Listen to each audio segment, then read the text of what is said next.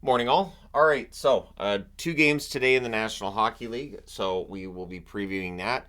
And come playoff time, I do usually put the playoff previews in with a news video to start things off for the day. We're not going to get more than four games in any given day, so the preview boards have been retired for the rest of this season. They'll be returning next season, but remember, I'm doing the previews differently next year than I've been doing them. So 5 Eastern, 2 Pacific start between the Islanders and the Carolina Hurricanes. They meet again, second year in a row for them. Brock Nelson, 34 goals, 35 assists, 69 points this year. May very well find himself scoring some goals in the playoffs. He could be an excellent playoff performer. Carolina are the heavy favorites for today's game. I never get into betting lines, but yeah, they're pretty heavy favorites. Jake Gensel, 30 goals, 47 assists, 77 points. But if you're the Islanders, you can kind of wear this and go, all right, people don't believe in us, and you can go out there with a chip on your shoulder. We'll see how the Islanders play. Then at 8 Eastern, 5 Pacific. So unlike every other day for the first round, it feels like these games being 3 hours apart, that's perfect. The other days in the playoffs, though, it's 2.5 hours between start times, which just, it doesn't work. Anyways, Toronto, Austin Matthews, of course, will get a lot of the attention. Toronto's failure in the playoffs has very often been that depth scoring not showing up. So Matthews, 69 goals, 38 assists, 107 points. He will be a focal point for the Bruins. Pasternak's going to be a focal point for the Toronto Maple Leafs. 47 goals, 63 assists, 110 points. And a lot of the offense for the Bruins really does go through Pasta. And so if Toronto's able to shut him down, they could score a big upset here. Boston are favorites in today's game as well. Not as heavy a favorites as Carolina, but they're still favorites for this one. So going into news of the day, Aaron Ekblad's cleared to play in Game 1. Keep in mind that injury news is vague at this time of year, and who does or doesn't play is vague. Boston being cagey about who's starting today. Toronto not saying whether or not Nylander's going to play. McMahon's going to play. That's got to factor into the betting lines, doesn't it? But that's a whole discussion that we've had before and we'll probably have again. But yeah, Ekblad cleared to play in Game 1. The expectation is a lot of players are going to return. It does not mean they're 100% healthy when they come back. Just that while they missed regular season games, they're not injured enough to miss playoff games. So we'll see how well Ekblad plays in his return. Speaking of which, the Washington Capitals, a couple guys in non-contact jerseys for them. Jensen skated before practice in a non-contact jersey. So I'm going to say probably not playing in the first game, maybe the first couple.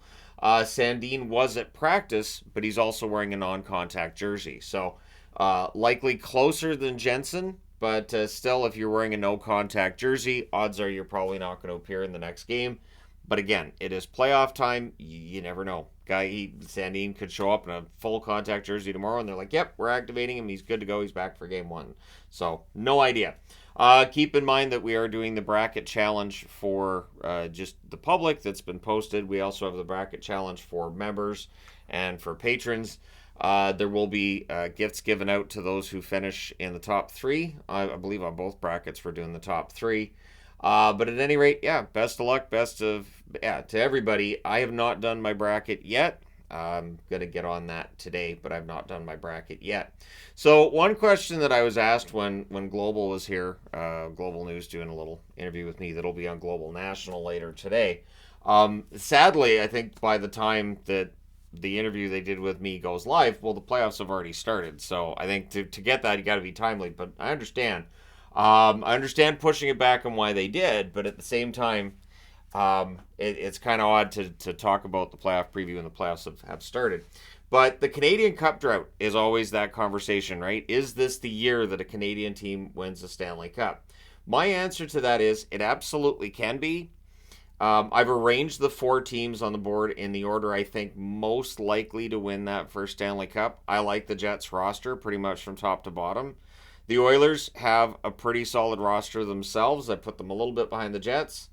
I know that the Leafs and the Canucks logos being on the board will get guffaws and pointing and laughing, but the reality is both of them had solid seasons themselves. And yeah, we'll see. We'll see what happens. But I do think that if, and I even said in the interview too, I don't know that one Stanley Cup win would necessarily change the narrative. I think you'd have to see a few Stanley Cup wins for Canadian teams over like a 10-year period. So let's just go down the rabbit hole. The Jets win the Stanley Cup this year. Everybody be so happy. Yay for Canada. But then in 2025, let's just say, I don't know, Vegas wins it. 2026, Chicago wins it. 2027, it goes back to Vegas. The narrative would very quickly become, well, Bettman let us have our one cup. We're not going to be allowed to have another. So I don't know that one Stanley Cup win in 30 plus years is necessarily going to change that narrative. I think it would have to be multiple Stanley Cup wins, but hey, hopefully it happens, right? And I say that as a Canadian hockey fan, just that I think it would be entertaining to see a Canadian team win a Stanley Cup. I don't know if it's going to happen. Hopefully I'll be here when it does. And I'm saying hopefully because once it's been over 30 years, you kind of start to doubt in the back of your mind that it's ever going to happen again. So it's there, and hey, we'll see what happens. Thank you guys so much for all your support as always. Let me know your thoughts in the comment section below as always. And hey, if you haven't already hit like and subscribe, go ahead and do so. I will talk to you again soon.